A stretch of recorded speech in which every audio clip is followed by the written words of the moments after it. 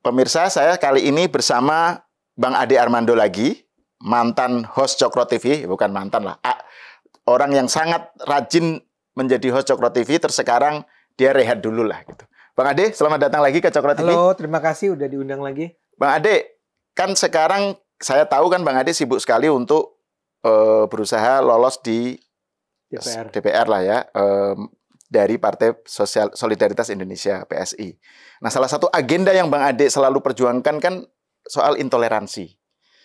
Nah, menurut Bang Ade, bagaimana sebenarnya kaitan antara perjuangan melawan intoleransi dengan masuk DPR? Kenapa perjuangannya itu harus melalui DPR gitu? Oke, ya. Jadi ini memang orang seringkali mungkin dengan sengaja melupakan atau tidak sadar melupakan bahwa persatuan Indonesia itu adalah sebuah hal yang harus kita perjuangkan bersama terus ya. Terutama sejak meredupnya semangat persatuan itu, paling tidak saya membayangkan itu terjadi sejak awal 2000-an gitu ya, sejak lahirnya reformasi. Itu mulai muncul tuh semangat-semangat untuk meninggalkan semangat persatuan di masa lalu yang sudah berpuluh tahun sebetulnya kita bangun, dan kemudian orang mulai berpikir tentang kita dan mereka ya, saya dan Anda, kami dan Anda, yang membeda-bedakan itu berdasarkan bisa agama, bisa ras, bisa etnik ya. Tapi yang paling parah adalah agama dan ras. Itu sesuatu yang menurut saya menakutkan. Indonesia menjadi begini besar itu karena antara lain kesediaan bangsa ini untuk mengatakan bahwa orang yang hidup berjarak puluhan, ratusan kilometer di luar dirinya, atau melewati pulau-pulau yang kulit warnanya berbeda-beda dan secara etnis dan secara ras itu berbeda, adalah satu. Ya, kita kan saya kan lebih tua dari Anda nih ya. Tapi kita kira-kira datang dari satu generasi di mana pengajaran atau semangat tentang melihat saya dan orang di Sulawesi dan orang di Papua itu adalah sama Indonesianya gitu ya. Kendati pun berbeda-beda lokasi dan nggak saling kenal dan tidak saling kenal dan mungkin beragama berbeda. Betul, dan ya. Mungkin beretnik berbeda, itu adalah satu. Kita adalah satu Indonesia ya. Ini Imagine Community yang dulu dikatakan oleh Benedict Anderson ya. Sebetulnya nation itu adalah sesuatu yang dibentuk berdasarkan imajinasi kita ya. Kita sebetulnya tidak punya hubungan sama sekali secara darah misalnya dengan, taruhlah saya menyebut yang paling gampang, yang agak ekstrim kan, yang jauh, yaitu di Papua kan. Kita datang dari latar belakang sama sekali berbeda, tapi kemudian kita bisa mengimajinasikan ya sebuah persatuan di antara kita semua. Nah, ini dulu adalah sesuatu yang diputuskan pada tahun 45-an gitu lah ya. Kan sebetulnya sejak 1908 itu apa ya? Budi Utomo. Sumpah Pemuda. Budi Utomo. Budi Utomo. Kemudian 28 Sumpah Pemuda kan. Bayangkan pada tahun 28 itu masih di bawah penjajahan Belanda kan. Bangsa ini atau para founding fathers Indonesia di masa itu sudah mengatakan bahwa kita satu bahasa, satu bangsa, satu tanah air ya. Itu kemudian dipelihara, dirawat selama berpuluh tahun. Saya tidak mencintai para penguasa di masa otoriter dulu ya. Tapi paling tidak sampai tahun 98-99 kita sebetulnya belum, paling tidak ya. Sudah ada sih ancaman-ancaman perpecahan, tapi kita tetap menganggap bahwa kita adalah satu bangsa ya. Di mana misalnya kalau Anda sakit, saya juga sakit. Kalau Anda bergembira, saya juga bergembira. Ketika Anda merayakan Natal, misalnya Anda adalah seorang Kristen, Anda merayakan Natal, saya turut bergembira bahwa Anda merayakan Natal. Dan si orang Kristen itu akan melihat saya yang Muslim, ketika saya merayakan Idul Fitri, dia juga akan bergembira bersama saya karena saya bergembira akibat agama saya. Itu sejak tahun 2000-an itu, sejak reformasi. Dan ini adalah sesuatu yang ironis sifatnya ya. Ketika kita mengalami demokratisasi dan ada kebebasan di sana, justru mulai tumbuh tuh semangat untuk membeda-bedakan antara Muslim dan Kristen, dan mungkin Kristen dan Katolik, saya nggak tahu, tapi dengan Hindu, dengan Buddha, dengan penghayat kepercayaan. Bukan hanya membeda-bedakan, waktu awal-awal dulu kan sempat terjadi juga misalnya perang Ambon. Persis, Jadi ya. antar agama itu sesuatu yang nggak terbayangkan terjadi kan gitu. Tidak pernah kita bayangkan di masa sebelumnya akan terjadi sebesar itu. Ya. Bahwa mungkin ada ketegangan-ketegangan di masa lalu sebelum tahun 2000, tentu saja harus kita akui kan, bahwa tetap ada orang-orang yang berusaha mendirikan negara Islam Indonesia, NII, di masa itu. Tentu aja itu ada, tapi skalanya tidak pernah sebesar seperti yang kemudian kita lihat di awal itu tahun 99 kalau nggak salah mulainya ya. Saling bunuh di Ambon antara dua kelompok yang sebetulnya selama berpuluh tahun sebelumnya itu menjalin tradisi persatuan ya di antara Muslim dan Kristen. Tapi pada tahun 2000 itu terjadi saling bunuh, ribuan orang tewas, saya percaya. Dan masing-masing pihak punya laskarnya sendiri tuh. Nah itu ada laskar jihad, ada laskar pembela Kristen atau apa gitu ya. Kemudian dilanjutkan di Poso juga. Ya. Jadi ada beberapa peristiwa yang menyebabkan apa yang semula kita anggap sebagai given, sebagai sesuatu yang sudah dimiliki secara internal gitu ya di dalam masyarakat Indonesia, sebetulnya ternyata dengan begitu, saya nggak mungkin kata dengan begitu mudah berlebihan ya, tapi ketika itu langsung terancam dan langsung terwujud dalam sebuah konflik yang luar biasa berdarah, luar biasa kejam. Dan ditambah lagi itu Bang, setelah itu kemudian ada bom gereja, bom rumah ibadah. Mulai ada. Iya, itu yang terjadi. Sesuatu yang tidak pernah terbayangkan sebelumnya. Betul. Ada bom gereja, Natal itu bukan diserang ya bom ya. Ya. Jadi ada hal-hal sedramatis itu. Tapi kemudian pada saat yang sama di level bukan yang sesuatu yang memakan korban sedemikian besar, tapi tetap menyakitkan, menakutkan kita. Misalnya saja upaya untuk melakukan istilahnya jilbabisasi, misalnya memaksa semua umat Muslim dan juga kemudian kepada umat Kristen untuk mengenakan jilbab di berbagai tempat di berbagai daerah di Indonesia. Kemudian ada juga soal pelarangan pembangunan gereja di berbagai tempat juga di Indonesia. Ada spanduk-spanduk. Kami warga ini menolak pembangunan gereja ya. Di situ ya, di daerah tersebut. Bahkan kalau di Sumatera Barat yang menyebabkan akhirnya saya dipecat dari Sumatera Barat itu adalah dipecat dari Sumatera Barat, menarik. Dipecat dari Minangkabau ya. Itu adalah Injil digital. Jadi aplikasi Injil berbahasa Minang itu di Sumatera Barat dilarang ya. Dan ketika itu karena saya mengkritik pemerintah Sumatera Barat yang mengeluarkan larangan tersebut, akhirnya masyarakat adat Sumatera Barat atau Minangkabau ya salah seorang ketuanya lah itu menyatakan Ade Armando dipecat dari etnik ya, etnik Minangkabau. Itu terkait ini nggak? Soal ini nggak? Kan Bang Ade pernah cerita ada orang yang di Facebook itu di komen marah-marah gitu, Bang Ade maki-maki pakai bahasa Padang. Tapi Bang Ade nggak menanggapi karena nggak paham. Ya, orang sering begini. Saya orang Minangkabau. Dari kecil saya mendengar orang tua saya ngomong Minangkabau. Untuk derajat tertentu saya paham lah. Tapi kalau mulai panjang, malas juga kita bacanya ya. Tapi kembali ke tadi.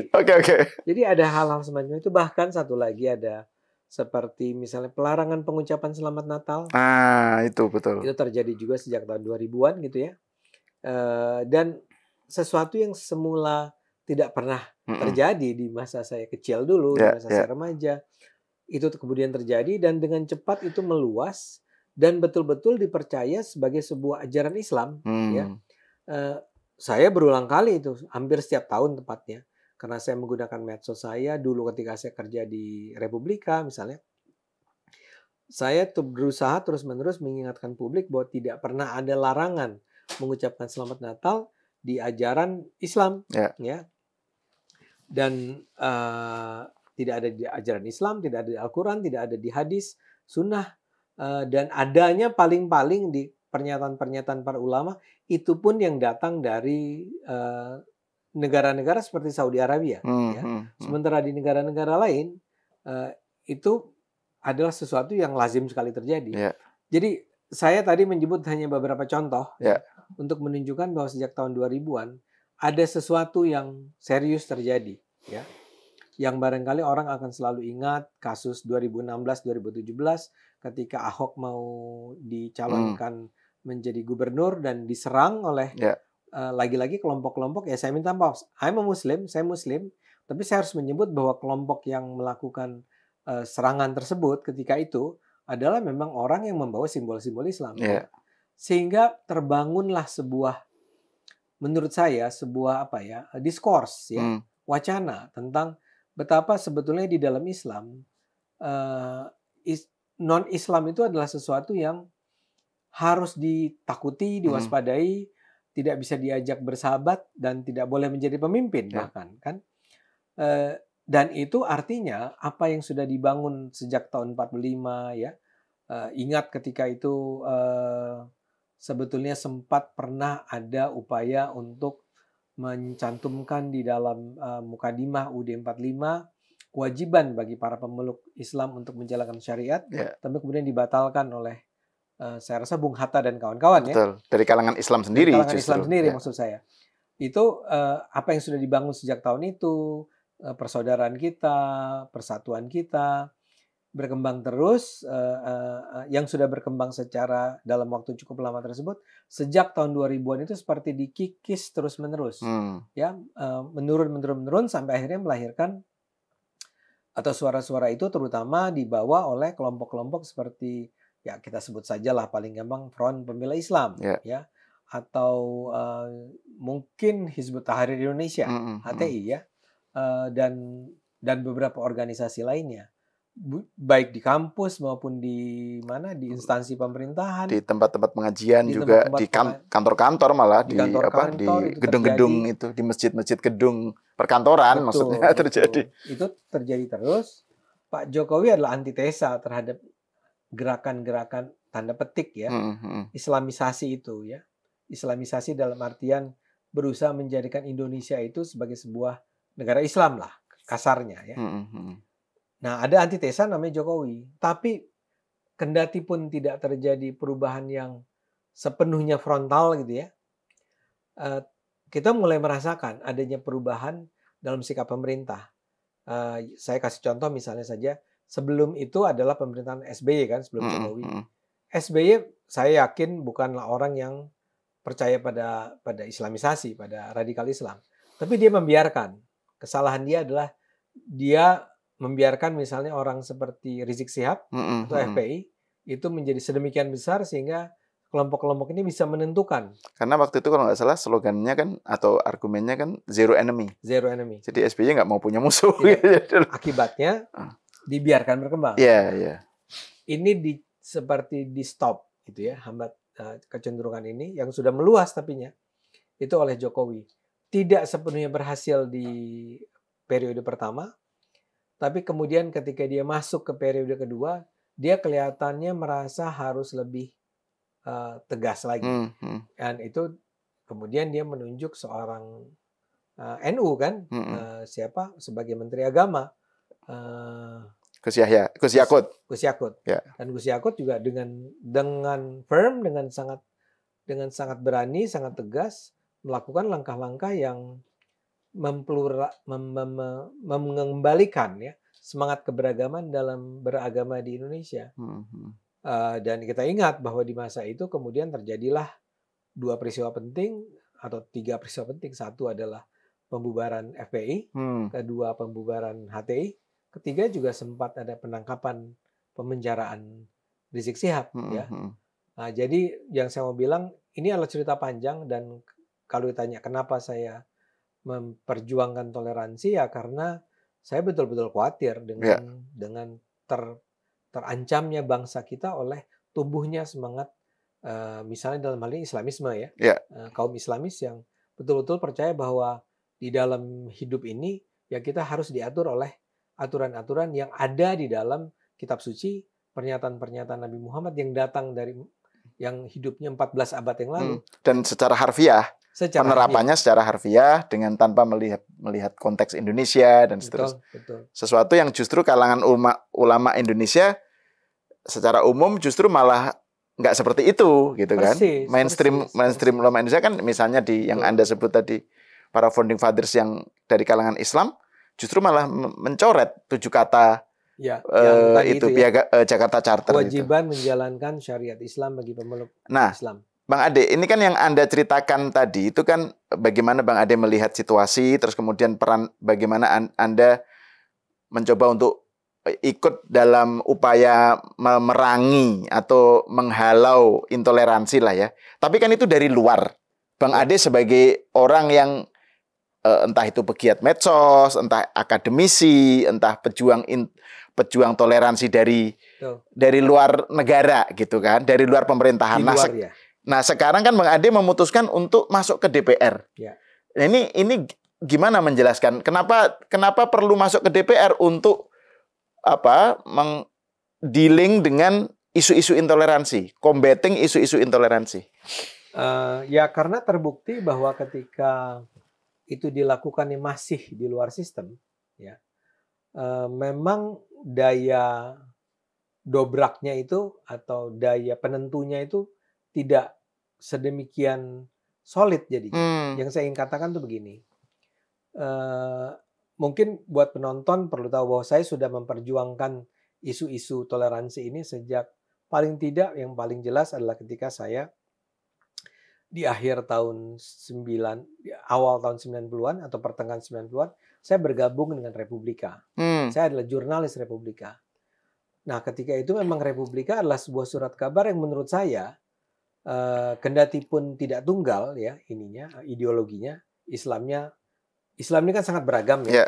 Nah, ini adalah Republika di masa itu adalah sebuah media di mana para pengelolanya itu datang dari kubu yang berbeda-beda. Kalau tidak ingin dikatakan bisa jadi berseberangan ya.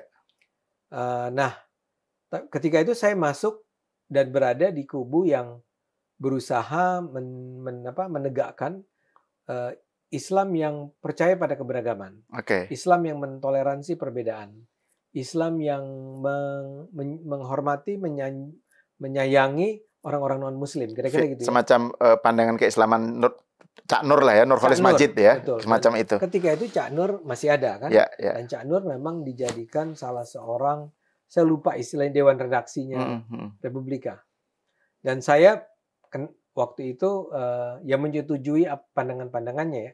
Saya belajar dari dia soalnya. Nah, jadi ketika itu saya sudah misalnya, saya ingat sekali menjelang akhir 90-an itu mulai muncul isu tentang pengharaman selamat Natal itu, ya. Dan saya adalah orang yang menulis sebuah tajuk rencana di Republika yang mengatakan bahwa seharusnya umat Islam menghormati, ya, dan justru tidak boleh seharusnya tidak boleh ada pelarangan terhadap pengucapan selamat Natal. Dan saya waktu itu sudah diserbu oleh para demonstran di masa itu ya. Demonstrannya bukan demonstran seperti sekarang ya. Ini demonstran kelompok-kelompok Islam yang merasa bahwa Republika ini kok jadi begini gitu. Jadi saya mau bilang bahwa ini sudah dilakukan sejak lama ya. Dan kemudian setelah masuk era reformasi pun saya terus berada dalam kelompok-kelompok yang berusaha memperjuangkan tadi keberagaman ya. Saya membela ketika itulah saya katakan tadi mulai terjadi kan pelarangan ini, pelarangan itu, pelarangan gereja misalnya saja, dan saya sudah mulai terlibat walaupun saya tidak lagi berada di Republika, saya terlibat dalam kelompok-kelompok yang memperjuangkan hak-hak umat non-Muslim untuk memiliki rumah ibadahnya. Jadi setelah saya jadi wartawan, saya juga dosen kan, saya juga menjadi seorang penulis. Saya diminta menulis di berbagai mungkin jurnal, mungkin di majalah gitu ya, di koran. Gitu. Dan semangat saya adalah terus-menerus menyuarakan agar kita harus bela keberagaman, ya. Tapi atau saya lengkapkan dulu ya, saya lengkapi dulu. Setelah itu pun saya pernah bikin majalah Madinah namanya, sekitar 2-3 tahun, dilanjutkan Madinah Online, kemudian saya bikin LSM seperti media ramah keluarga yang antara lain juga membawa semangat ramah gitu, damai ya. Makanya saya gembira dengan semangat marilah kita berpolitik dengan riang gembira yang sekarang terjadi. Karena saya pada dasarnya memang percaya itu. Kita harusnya riang gembira, santun, bersahabat dengan orang lain. Ini beda really dengan image yang sementara ini muncul bahwa Ade Armando ini orang yang suka berantem. Ya, mau tidak mau kan, Bung Sahal. Kan, ya misalnya saja ketika terjadi pelarangan ucapan Selamat Natal. Ya saya harus turun tangan, bukan turun tangan, tapi harus mengatakan bahwa nggak gitu dong. Nah pernyataan itu ketika diungkapkan dalam sebuah misalnya di seminar besar gitu ya, dan saya bisa menyajikan pandangan saya secara lengkap dan orang bisa mendengar argumen saya secara lengkap, itu lazimnya tidak menimbulkan masalah. Yang jadi masalah ketika itu kemudian dirangkum dalam sebuah judul yang mengatakan misalnya Ade Armando menganggap bahwa apalah gitu ya. Saya takut mengutip terus nanti salah diartikan orang lain ya. Misal ini contoh paling gampang nih ya. Saya pernah mengatakan begini, Tuhan itu bukan orang Arab. Itu contoh yang paling gampang betul. Jadi ketika itu Pak Lukman, saya lupa Lukman siapa itu, Menteri Agama Lukman Saifuddin. Tadi kan mau bikin sebuah Tilawatul Quran berbahasa Nusantara, langgam Nusantara. Betul. Kemudian beliau dikritik, ya. Beliau dikritik karena ada saja sekelompok orang yang menganggap bahwa seharusnya tidak ada langgam yang berbeda-beda. Harusnya menurut dia langgam Al-Quran itu adalah langgam tanda petik Arab. Ya. Saya bela itu. Saya mengatakan Tuhan itu bukan orang Arab. Ya. Karena itu Tuhan pasti suka kalau ayat-ayatnya dibacakan dengan bahasa, dengan langgam Minang, bahkan langgam rock and roll. Ya kalimat itu adalah kalimat medsos tuh. Ya. Langsung bikin marah orang. Dan saya dianggap menyamakan Tuhan dengan orang. Buat saya kan nggak masuk akal. Kan saya bilang, Tuhan bukan orang Arab. Berarti orang apa gitu ya? Dia begitu, jadi orang apa? Enggak, dia bukan orang. Berarti Ade Armando menganggap Tuhan itu orang gitu ya? Itu betul, persis itu. Itu sampai saya ke polisi, dilaporkan ke polisi. Tapi poin saya adalah, saya terus-menerus tuh berusaha mengatakan kepada publik, tidak ada, misalnya yang juga sensitif tuh misalnya Yahudi. Saya mengatakan orang Yahudi itu ciptaan Tuhan. Ya, bagaimana mungkin ada orang Yahudi yang sejak lahir karena dia Yahudi harus dibenci hanya karena dia Yahudi. Saya menganggap bahwa tafsiran Yahudi itu adalah musuh Islam adalah tafsiran yang dilontarkan oleh orang-orang yang datang dari konteks sejarah tertentu, konteks waktu tertentu, yang mungkin ya karena satu dan lain hal menyebabkan dia memusuhi orang Yahudi kan. Jadi poin saya adalah saya terus-menerus menyampaikan itu. Saya terus-menerus mengkritik ketika misalnya tadi itu ada yang lebih real pelarangan gereja misalnya. Kemudian saya terus-menerus mengkritik ketika ada peraturan-peraturan yang berusaha membatasi kebebasan orang beragama misalnya tadi aplikasi Injil berbahasa Minang. Itu saya protes ya. To some extent untuk derajat tertentu itu bukannya tanpa hasil ya. Tentu saja ada pengaruhnya. Tetapi saya melihat bahwa ya pada akhirnya ketika kita masih berhenti di luar sistem, kita hanya mengkritik di luar. Semua akan bergantung kepada mereka yang berada di dalam sistem. Kritik saya itu mungkin didengar oleh, sebagai contoh, misalnya saya tentang kewajiban jilbab itu. Saya ini adalah datang dari sebuah atau dari kelompok, ada kumpulan orang-orang yang menganggap bahwa harusnya tidak ada kewajiban jilbab itu, ya.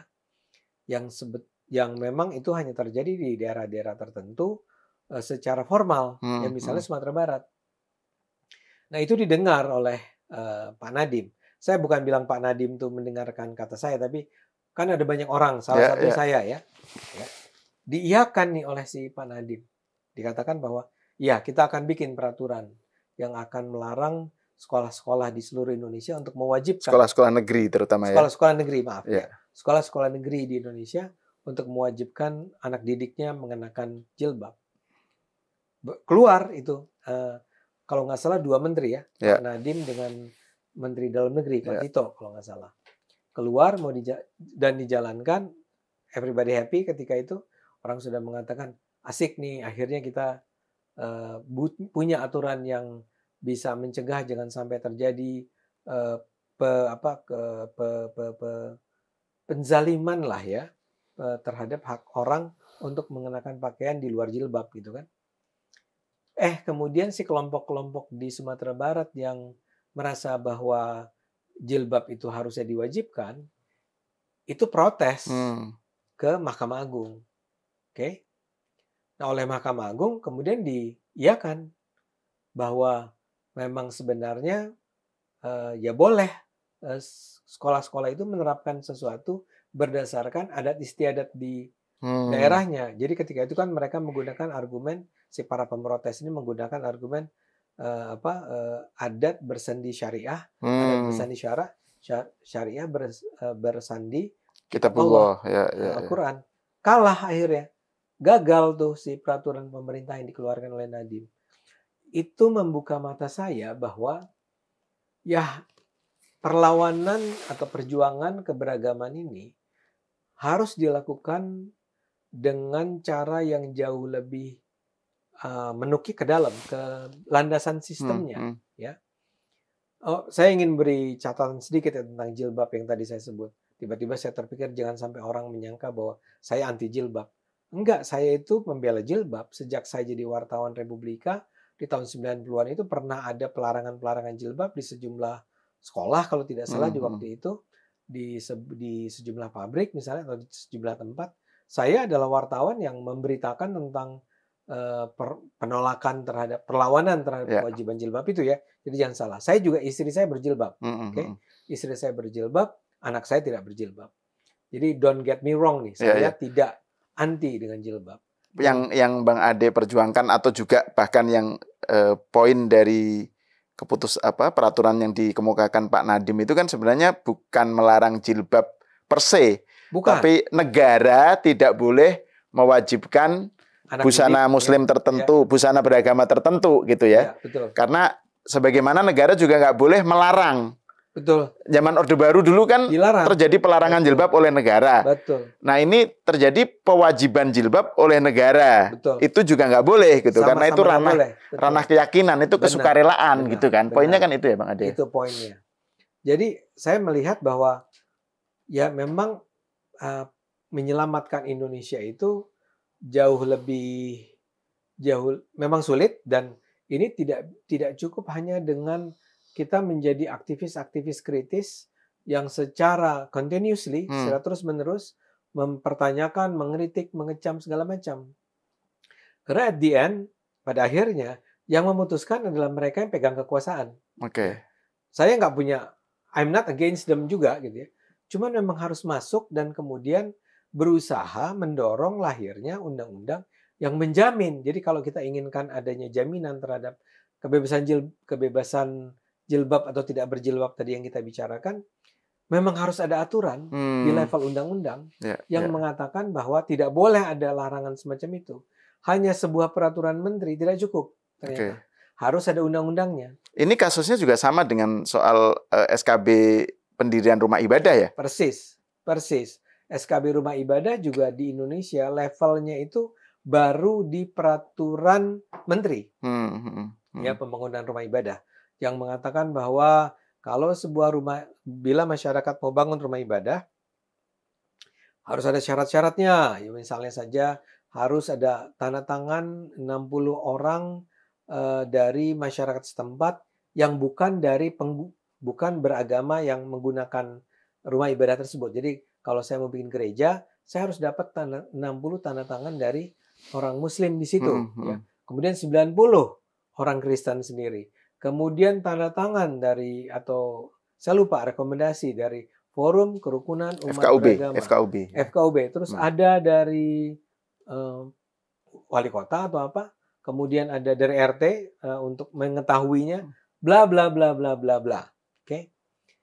Ini gagal ternyata. Tidak berhasil untuk melindungi hak umat beragama untuk mendirikan rumah ibadahnya. Bahkan to some extent kadang-kadang malah memperlambat ya, mempersulit ya. Mempersulit, bahkan membatalkan sama sekali yang sudah disepakati sebelumnya. Jadi misalnya sudah dapat nih ya 60 90 tapi kemudian gara-gara tadi syaratnya banyak ya, akhirnya nggak jalan, akhirnya nggak bisa digolkan. Atau lebih lanjut lagi, misalnya lebih jauh lagi, misalnya gini, 60 dapat dari penduduk muslim di situ. Tapi pas udah nih oke, udah dapat IMB misalnya. Ternyata ada protes dari nggak tahu berapa banyak orang. Dan bahkan kita nggak tahu yang protes itu datangnya apakah dari daerah setempat atau orang-orang dari luar daerah tersebut. Ini terjadi berulang-ulang. Ya. Nah ternyata akhirnya yang menentukan, yang menjadi penentu pembatalan tersebut adalah protes dari masyarakat yang tidak dikenal datang dari mana ini. Itu semua harus diselesaikan pertama-tama dengan adanya undang-undang yang secara jelas mengatakan bahwa pembangunan rumah ibadah harus memenuhi syarat ini, ya. Dan harusnya syaratnya itu sampai ke tahap di mana kita betul-betul bisa tahu bahwa setiap umat beragama itu berhak untuk membangun rumah ibadah. Sebagai contoh, penolakan itu harus jelas kenapa. Misalnya, tentu saja bisa ada penolakan, ya. Tapi harus jelas kenapa orang menolak. Misalnya kalau penolakan itu karena lokasi dari pembangunan rumah ibadah tersebut diduga berpotensi menyebabkan kemacetan luar biasa di daerah tersebut, ya, itu bisa dong, boleh dong, itu pun bisa diperdebatkan, tapi boleh dong kalau ada orang protes macam itu. Tapi kalau sekedar orang memprotes karena saya nggak setuju ada ibadah, saya nggak suka aja. Saya nggak suka. Kenapa? Ya nggak aja.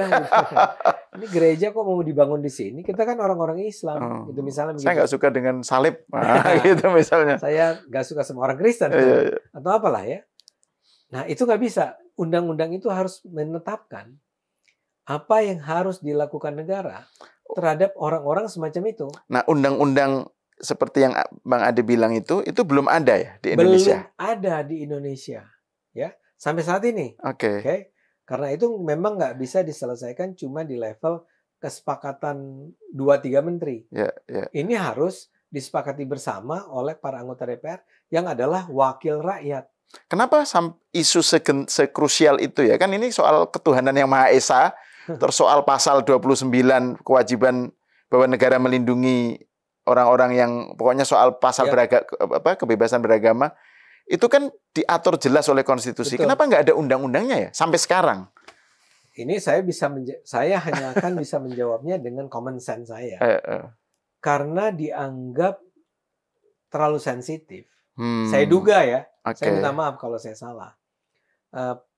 Artinya kan gini, itu tuh pihak yang bisa mengajukan rancangan undang-undang adalah dua.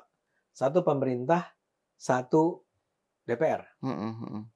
DPR di dalamnya ada begitu banyak partai politik.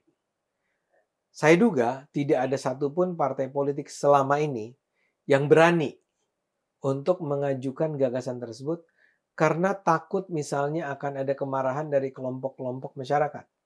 Yang pada dasarnya menurut saya, ya harusnya dihadapi dong, diatasi dong.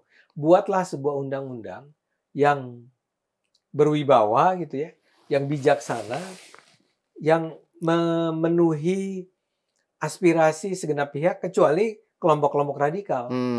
Dan perjalanannya mungkin harus panjang. Harus datang ke bawah, ngomong sama para ulama, bicara sama para pemuka agama Kristen, Hindu, segala macam. Ditampung aspirasinya, dirancang secara bersama. Menurut Anda sebaiknya pasal-pasalnya bunyinya seperti apa? Ya, saya duga itu dianggap terlalu berat, terlalu akan banyak yang protes, terlalu banyak yang akan keberatan.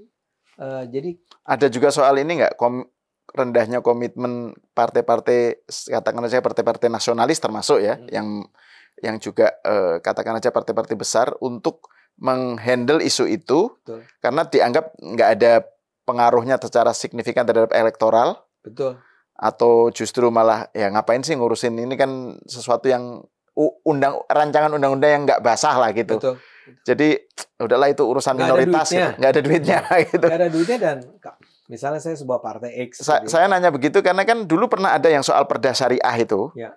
Kan ada penelitian yang bilang bahwa justru para pendukung Perda Syariah justru dari kalangan partai-partai nasionalis kan gitu. Jadi ini pertanyaannya kemudian kalau Bang Ade punya punya mimpi atau punya harapan bahwa begitu masuk ke dalam, katakan ada terpilih ya, PSI lolos atau terpilih masuk di parlemen, Bang Ade kan harus meyakinkan kalangan DPR juga dong bahwa undang-undang ini perlu gitu. Betul. Nah, seberapa tertarik mereka gitu menurut Anda? Gini, Anda kan menyebut seolah-olah ini akan menjadi perjuangan saya. Oke. Ya. Nah, ini yang akan saya katakan kenapa PSI.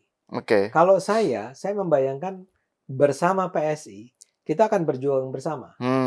Jadi bukan cuma saya nih akan kemana-mana melobi, bicara sama teman-teman di parlemen sana kan, tapi juga dari teman-teman saya di PSI yang sama-sama pluralisnya dengan saya. Oke. Di PSI itu saya melihat ada begitu banyak orang ya, baik muslim maupun non-muslim yang sama-sama percaya bahwa bangsa ini adalah sebuah bangsa yang terdiri dari beragam agama, suku, etnik dan seterusnya, dan kita semestinya bersatu dan sama-sama membela kepentingan masing-masing. Nah, saya merasa bahwa kalau PSI sebagai sebuah partai masuk, jadi bukan cuma 1-2 orang tentu saja.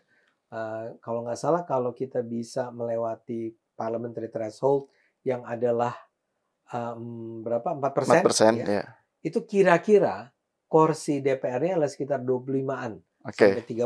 Ya. Tentu saja masih minoritas, masih kecil dibandingkan anggota DPR yang mencapai 500. Ya. Tapi ini kan artinya ada cukup banyak orang di dalam PSI yang bisa melobi partai yang satu. Karena saya percaya tidak semua atau semua partai itu sebenarnya punya orang-orang yang sama-sama tercerahkan.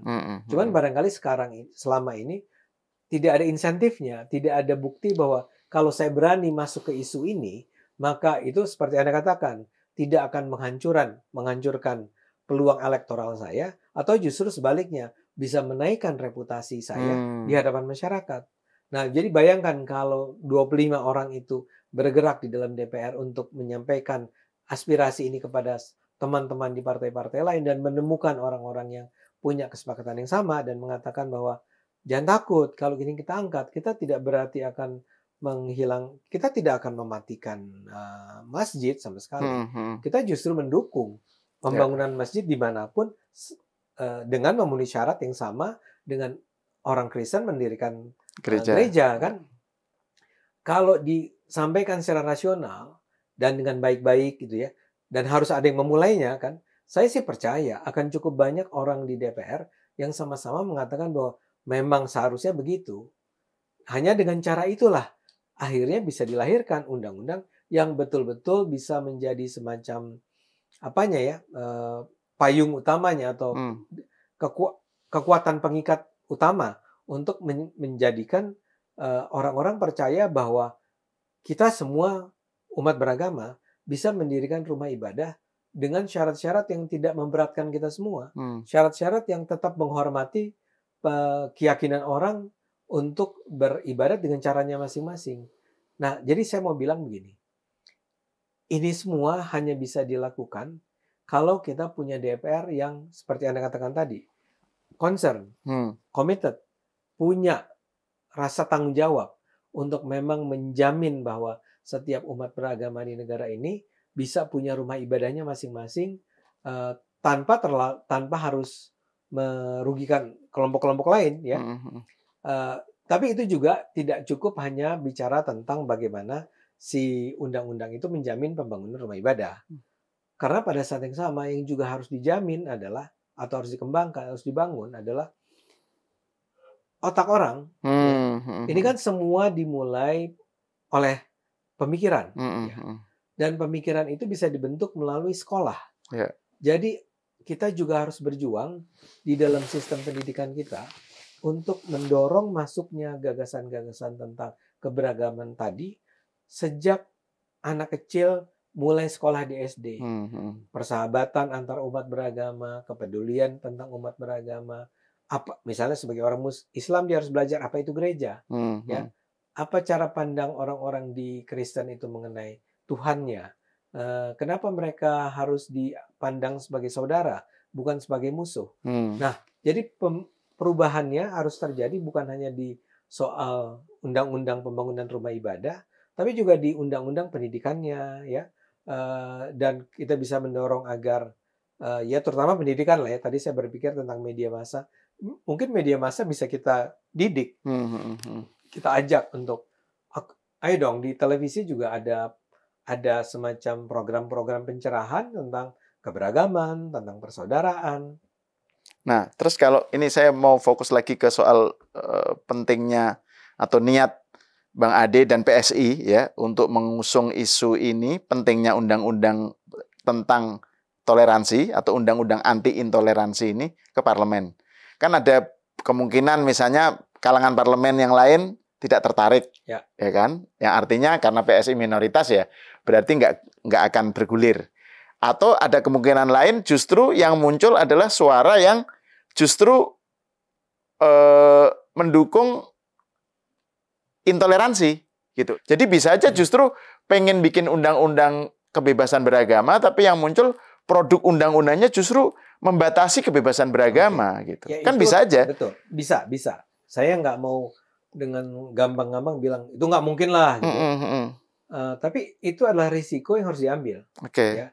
Karena begini, saya tetap percaya bahwa sebetulnya mayoritas Muslim di Indonesia bukanlah mayoritas yang tadi anti Kristen. Bukanlah mayoritas Islam yang harus mendirikan negara Islam. Ya, kita lihat hasil-hasil polling atau survei sekarang ini misalnya siapa justru pemimpin yang dipilih oleh para umat Islam ini. Jadi yang ingin saya katakan di sini adalah ini masuk tentu saja tidak mudah kalau kita mau memperjuangkan ini. Memperjuangkan tadi pembangunan rumah ibadah tidak mudah sama sekali. Tapi di Indonesia ini saya merasa bahwa salah satu faktor yang bisa turut menentukan adalah adanya tekanan publik, public pressure. Ya. Jadi ini yang saya lakukan selama ini. Saya sendirian misalnya melakukan perjuangan tentang apa yang saya yakini, tapi kemudian saya ajak orang lain untuk terlibat. Antara lain dengan menggunakan media sosial untuk menyatakan kepada publik, guys, gitu ya, saudara-saudara, brother and sisters, atau kalau Islamnya apa? Arabnya apa? Uhi. Iya, ini ukhti. Oh, akhi dan ukhti. Akhi dan ukhti. Ya. Ikhwan. Ya, gini ya, kita ceritain. Kita sedang memperjuangkan ini. Ternyata tidak mendapat dukungan. Ya. Kita ingin agar masyarakat tahu bahwa kita sedang memperjuangkan ini dan mungkin masyarakat bisa membantu dengan bicara dengan wakil-wakil rakyat yang lain. Tolonglah, sampaikanlah ini kepada mereka bahwa ini sangat penting. Sehingga terbangun sebuah public pressure seperti yang saya katakan tadi. Akan semakin banyak orang yang menjadi paham bahwa oh iya ya, ini sebetulnya ide yang menarik dari PSI. Kenapa partai lain tidak mendukung? Dan mereka akan tanya kan, kenapa? Tentu aja saya tidak akan katakan bahwa pasti akhirnya yang menang adalah gagasan-gagasan keberagaman. Bisa aja skenario seperti yang Anda bayangkan itu atau ya apa yang Anda katakan tadi terjadi ya. Iya, sebenarnya yang saya katakan tadi itu persisnya gini, kan selama ini justru ada komplain dari kalangan minoritas terhadap SKB 2 Menteri itu kan, yang terkesan malah justru bukan memfasilitasi, tapi malah mempersulit, gitu kan? Yang soal tanda tangan, soal bahkan FKUB itu sendiri dan seterusnya. Nah, kalau misalnya Bang Ade punya ide, oke, selama ini masalahnya karena landasan hukumnya kurang kuat karena hanya level menteri, harusnya undang-undang. Nah, kalau undang-undangnya ternyata justru refleksi atau copy paste dari SKB 2 Menteri yang memberatkan itu gimana? Gitu. Kan bisa aja. Jadi ternyata kok malah dibikin undang-undang untuk membuat makin sulit gitu. Pendirian rumah ibadah dan seterusnya. Ya, kan Anda harus mengasumsikan bahwa yang akan memperjuangkan adalah saya dan teman-teman PSI. Ya. Dan kami sudah melihat betapa banyak kelemahan dalam SKB 2 Menteri tersebut. Yang jangan kita ulang. Aturannya jangan lagi cuma mindahin 60-90. Terus syaratnya FKUB lagi, ini lagi. Enggak, harus dibuat secara sangat rasional. Menggunakan ya kepintaran kita semua. Makanya kita perlu belajar dari lapangan, kita perlu datang ke para ulama, kepada berbagai pihak yang barangkali selama ini sering mengkonfrontasikan ini, dan kita katakan, Anda tuh punya masalah di mana ya dengan pembangunan gereja. Dan saya yakin kalau kita ajak bicara secara rasional, secara terbuka, dan mungkin mengundang Anda juga nanti gitu ya, karena Anda kan bisa dengan baik menunjukkan kepada, taruhlah ayat-ayat Quran yang akan mendorong, mensupport gagasan-gagasan keberagaman. Misalnya begitu. Tidak dengan tiba-tiba saja besok begitu kami masuk di DPR, lahirlah sebuah undang-undang yang kemudian dikatakan dasar nih, ini betul-betul ini membahayakan Islam, misalnya begitu. Enggak, itu mungkin butuh waktu, bukan hanya dalam hal penyiapannya, tapi butuh waktu untuk, kan salah satu persoalan dengan penulisan undang-undang di Indonesia adalah seringkali itu kritiknya tidak ada partisipasi masyarakat. Itu yang harus kita lakukan. Masyarakat harus mendengar apa yang sedang direncanakan oleh orang-orang di DPR, dan masyarakat harus punya kesempatan untuk mengajukan masukan, mengajukan kritik. Kalau perlu secara terbuka kita manfaatkan. Saya sih menganggap dengan adanya internet itu seperti berkah dari Tuhan bagi kita untuk berkomunikasi. Padahal Indonesia ini sebagai negara yang sedemikian luas, 270 juta ya, kan harus ada tuh sarana untuk bisa mempersatukan pendapat-pendapat, ide-ide, gagasan-gagasan dari orang di berbagai tempat dengan latar belakang yang berbeda. Tentu aja nggak ada jaminan ini akan bisa melahirkan sesuatu yang baik pada akhirnya. Tapi kan kita harus fight. Kita harus berjuang. Poinnya soal undang-undang anti intoleransi itu ya. Sebetulnya besarnya itu. Tapi kan turunnya ada rumah ibadah, cara berpakaian, atau sekolah, atau pendidikan. Ya betul. Isu-isu yang isu-isu yang sering diributkan lah ya, dalam kaitannya dengan soal intoleransi. Dan menurut saya kelewatan kalau bangsa ini membiarkan hal-hal semacam ini terus terjadi. Saya setiap kali mendengar ada gereja dilarang, buat saya merasa seperti apa rasanya kalau saya ini sholat 5 waktu ya, usaha. Kalau sampai ada orang yang melarang saya sholat, itu pasti menyakiti hati saya. Dan ini kalau ini terjadi pada umat Kristen atau umat Hindu, umat Buddha, atau umat Islam sendiri, setiap minggu hanya untuk beribadat saja mereka dilarang, itu kan luar biasa depressing lah ya. Bagaimana mungkin mereka menganggap bahwa ini orang-orang di Indonesia ini peduli nggak sih sama kita? Saya ingin menunjukkan kita harus peduli sama setiap saudara kita di bangsa ini, siapapun mereka. Dan itu ya, yang ironis lagi itu kan kemudian kan dilarang nih. Terus mereka cari tempat misalnya mall atau di ruko atau apa. Terus dituduh kristenisasi gitu. Jadi dan satu hal, ini juga menarik. Sebetulnya tidak ada larangan loh bagi orang, misalnya gini, kayak tadi Anda bilang, dia tidak bisa menggunakan rumah ibadahnya, disuruh pergi, ya. Kemudian dia beribadah di rumah. Kok diprotes juga? Loh kan nggak ada larangannya. Masa nggak boleh beribadah di rumah? Kan orang Islam, ya kita nih orang Islam, taraweh, pengajian, tiap saat di rumah. Setiap saat di rumah. Itu loh. Jadi and justice for all menurut saya. Justice for all. Oke. Terima kasih Bang Ade Armando atas diskusinya. Pemirsa, sampai di sini dulu. Kita berjumpa lagi di episode berikutnya. Oh, minum kopi dulu. Saya selalu lupa ini bagian akhir nih. Padahal acaranya seruput. Dan itu bukan kopi. Ini teh ya.